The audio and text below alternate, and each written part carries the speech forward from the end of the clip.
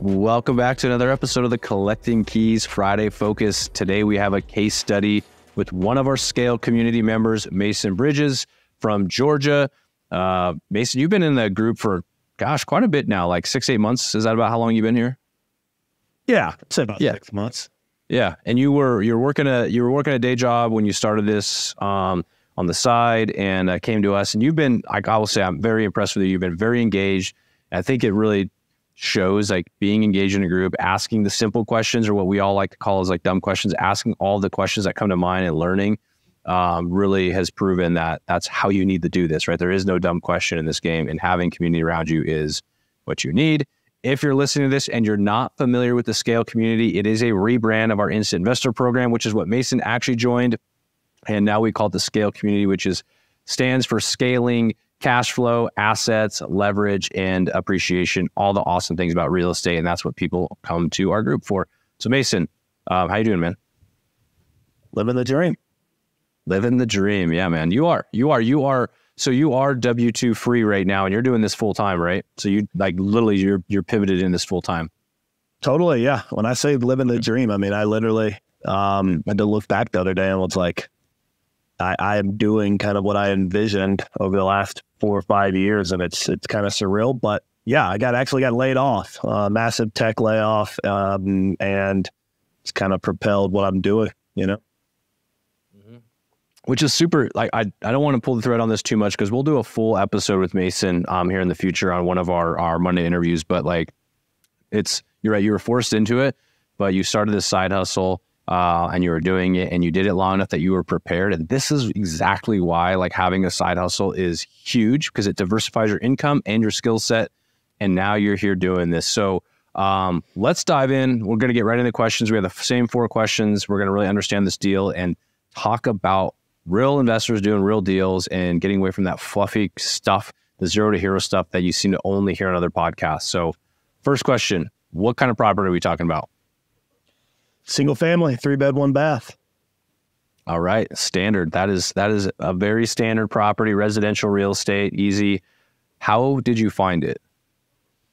So I call it the core 4. So it's kind of the core direct mail list that we use. Pull it through PropStream and create the letter and get it out. And the owner called me and gotten the mailer.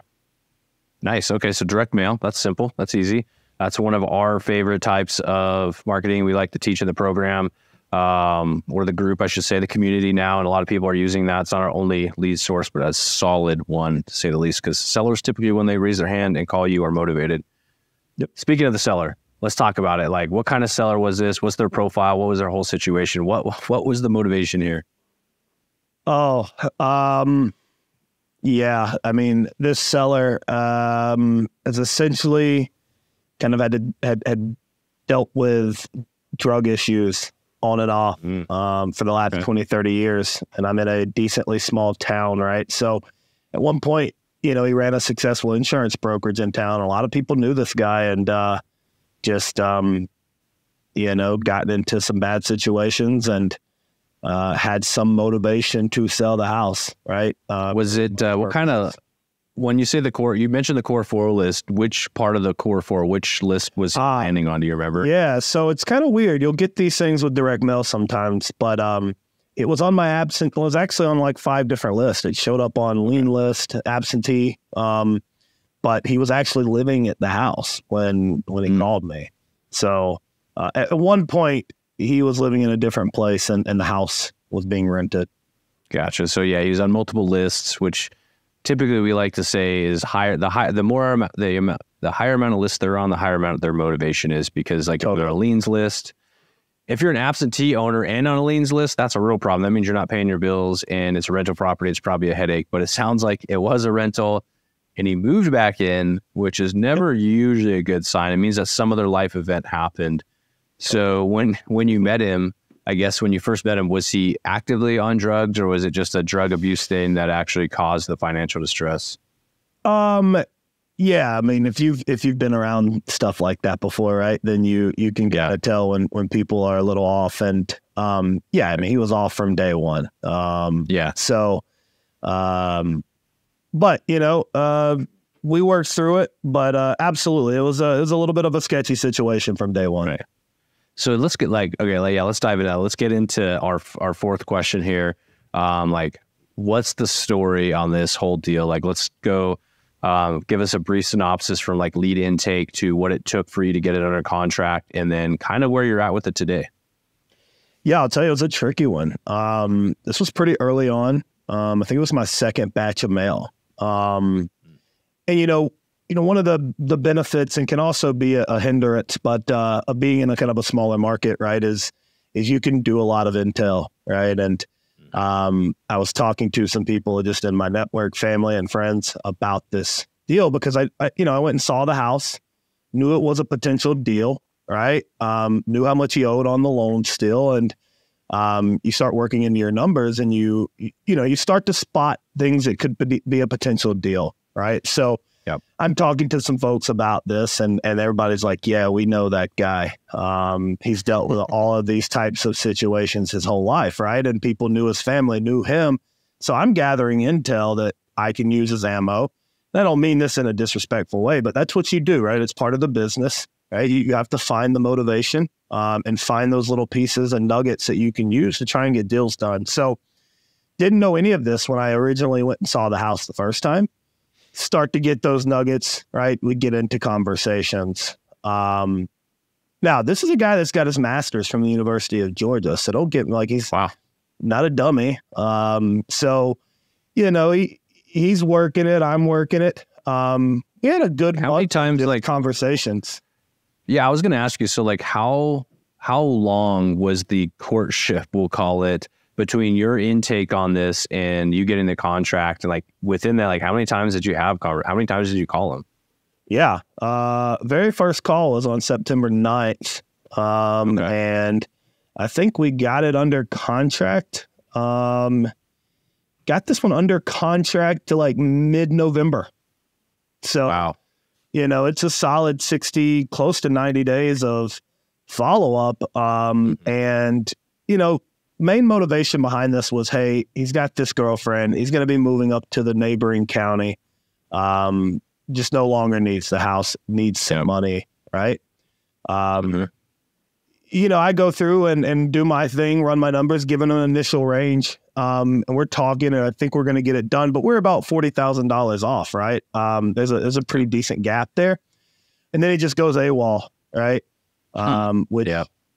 With these types of sellers, sometimes you see this, right? And, I was talking to the group at like, what should I do? I'd, just been hitting this guy up, riding by the house to see if I could find him. And then one day he finally calls me and says, hey, I think I'm ready to get a deal done. Comes down to a number within 15 grand of where I'm at. And, I pushed it. I got him into my office to go over the contract. And I'd already written the contract at my price. And then, I go to hand it over to him and temper actually flares a little bit, got a little sketch in the office. And he's trying to walk out the door. And this is where inexperience comes to play, right? And this is all a learning game. I said, hey, I want to get the deal, right? I don't want to nickel and dime and lose a deal. So I came up to his number, which was 90,000. I was trying to get it done at 75, right? And proceeded to 3 weeks try and disposition. This was the hardest I've ever pushed a deal to try and disposition. I mean, I can't tell you, I called 50 different real estate agents. I'm pulling lists and I'm talking to buyers from different cities. And I literally sent it to 75 different potential cash buyers in my market. And I got about 7 verbals, all at the price I was under contract at. Right. So of course, yeah. It was, and I remember at that time, it was really an aha moment for me. It was like, hey, I've valued real estate for a while now. I've been in this business and I run comps and I know how to value deals. And so I was good with my numbers and I should have stuck with it. Right. Because he would have eventually taken it. So, but that's what it was, right? I couldn't disposition it. Couldn't make any money on it on a wholesale. So, I felt pretty good about my numbers. It was tight, but essentially ended up deciding to go the wholetail route. Yep. So you're in it now, fixing it up. and you're getting ready to sell it. So what is the situation here? Because I know you kind of have some funny business going after you close on it. Right. So it's been a pretty straightforward process, to be completely honest. I've never fully managed a project, so this has been a learning experience for me. And I'm a type of person that's quick to trust, and also will take that trust away, right, if the situation calls for it. But I have a guy in town that's kind of a do-it-all type of person. He worked in the motel and hotel industry, and I gave him a pretty big leash, right, to kind of do things, and gave him a general idea of what needs to be done. We've been getting quotes, budgets a little bit over, but it's in line with where we needed it to be. And then yesterday, things just kind of hit the fan, right? My countertop guys show up. I get a call from a contractor down the road that I know pretty well. And he's like, hey, man, I can't get into your house. Keys aren't in the lockbox. I get over there. This meth head lady shows up. She's like, I need to get in that house and get my stuff out of there. And I'm just sitting there with all these people, look like an idiot. Oh, my God. And you can be quick to blame in those scenarios, but you really take a step back and you're like, okay, this is all my fault. Right. I gave my guy too much of a leash, but essentially what had happened, he's had a helper. Helper had been holed up in the house for like a month, supposedly. I was just under my nose somehow, and has this lady in there. There's as I get in there, I start to see like little baggies and all the signs of sketchy stuff happening in your house. This lady telling, she's running and trying to hide in the closet, and I'm just sitting there just like, holy shit. But either way, he'd gotten arrested. Had my keys on him when he got arrested. So then I go and spend 2 hours at the sheriff's office trying to get my keys, just so that I can get my countertops installed, right? And all while my contractor's dodging me. Of course. Won't answer my calls, right? So that's where we're at. And the biggest thing about it is I have the property under contract. So it's sold. You've already got this thing sold. And what is your expected $10,000 over what I was going to list it at with a USDA buyer? That's right. I'd done some pre-shopping, right? But we got it all handled. Countertops are in; they look great, and we got a final punch list. And now I'm just going to have to be a military drill sergeant with my contractor over the next 2 weeks to make sure it gets done. Absolutely. And set some solid expectations. Either fire him or set some new boundaries with him right in the next project. So, what did you say was your net profit on this one looking to be? Yeah, I actually have it pulled up right here. I think we're looking at, if all things go well with this USDA loan, which is a new process for me. I am paying a good bit of closing costs, but it's looking like I'm going to net right at $30,000 on this one. There you go. Because my holding costs are actually going to be a little bit less than what I was anticipating, because we're moving it faster than I thought I was going to. There you go. So that's awesome. $30K profit on a deal that you initially couldn't wholesale because you were a little bit high. It doesn't necessarily mean you can't still profit on it. When you feel confident in your numbers and you have an ability to take this down and do somewhat of what you said, it was a wholetail. There's still money to be made, still money on the table. Doesn't mean that you're home free like you found out with contractor issues. But I love the story about this. I love the perseverance. You had like a 60-day, lead intake to locking it up process. That's an expectation. You said it was on your second batch of mail, so it's not like your first mailer got you, your first month of mail has got you anything. Like, you have to just keep pushing and believing in the system, and you're honestly a testament to that. And that is why you're sitting in this spot with it. You worked your tail off even after you sent 75 emails or offers out to cash buyers. They still couldn't get it locked up. But all right, we'll end it with that. I hope all of you listening to this found this super valuable. I know I did, because this is like the real deal in the trenches. Not all deals are zero to hero. Make $100,000 on your first wholesale deal. Sometimes you have to work for it and you work your butt off, but it's worth it. As Mason's a testament to this, doing this full time now after getting forced out of his W-2 career. So it's definitely possible if that's what you're hoping to do here. Again, if you want to learn more about the Scale community and learn what Mason is doing and how he's doing it, go to collectingkeys.com/scale and check us out. If you're not ready to step into that realm, we do have the Instant Investor program that we have now basically peeled out and made it an end-to-end online course that you can listen to at your convenience and learn at your convenience. You also go to collectingkeys.com to check that out. Other than that, I will see you all next week. See ya.